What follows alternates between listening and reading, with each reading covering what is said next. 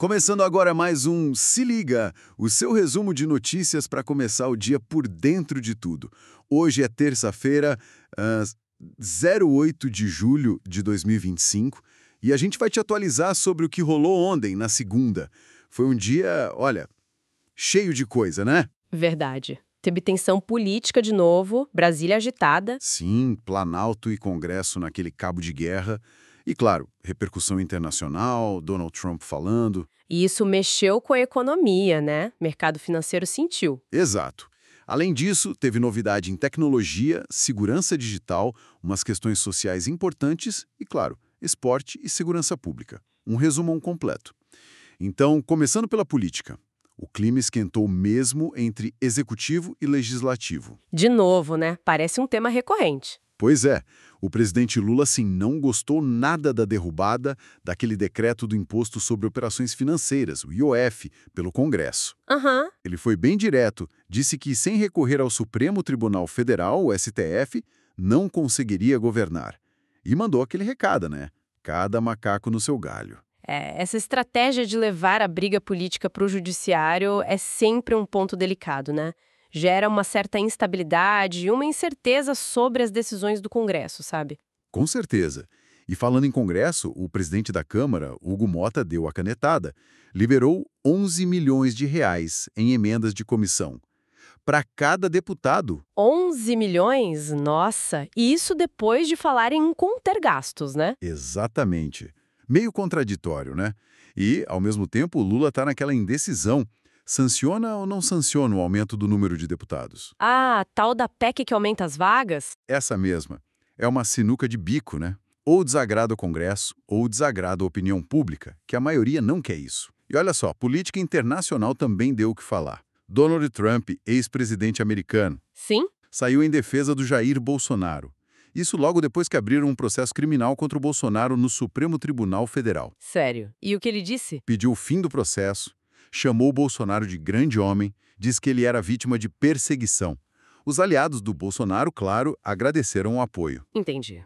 E a resposta do governo brasileiro? Veio na cúpula dos BRICS, aquele bloco com Brasil, Rússia, Índia, China, África do Sul.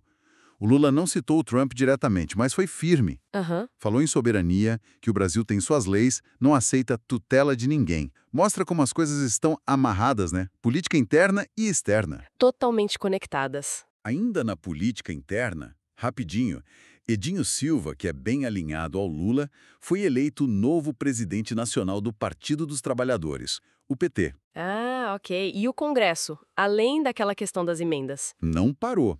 Promulgaram o marco legal da energia eólica offshore, aquela em alto mar, sabe? Sim, depois de derrubarem os vetos do Lula, né? Isso. E fica a expectativa para hoje, terça-feira, no Senado, a votação da legalização de cassinos, bingos e até do jogo do bicho. Vamos ver no que vai dar. Muita coisa acontecendo mesmo. Agora, economia. O mercado sentiu as falas do Trump sobre taxar países do BRICS. Ontem o dólar Subiu, né? Eu vi. foi para R$ 5,47 e o Ibovespa, o principal índice da bolsa, caiu. É um sinal claro de como a nossa economia é sensível a esses fatores externos, né? Qualquer discurso mais protecionista lá fora já causa um rebuliço aqui. Muita volatilidade. Verdade. Mas olha, nem tudo foi negativo. A produção de veículos cresceu, quase 8%. 7,8% para ser exato no primeiro semestre. A Associação Nacional dos Fabricantes de Veículos Automobilísticos divulgou isso. Opa, boa notícia para a indústria. Sim, e o governo também deu uma esperança. Pode ter queda no preço dos combustíveis se o petróleo ficar mais estável lá fora. Tomara, né? Aliviaria o bolso. Mas, um ponto de atenção continua sendo a segurança digital. Ataques hackers. O Banco Central teve que suspender mais algumas fintechs do sistema Pix depois de um ataque. Complicado isso. Muito. E surgiu até uma comparação meio forte, né? Dizendo que aquela fraude bilionária descoberta na Previdência Social, no Instituto Nacional do Seguro Social, foi, muito maior que esses ataques hackers que seriam mais amadores, entre aspas. Pesado. Bom, mudando de assunto para tecnologia, inteligência artificial de novo na pauta. O Grok, que é o chatbot do Elon Musk, Ah, sim. O que houve com ele?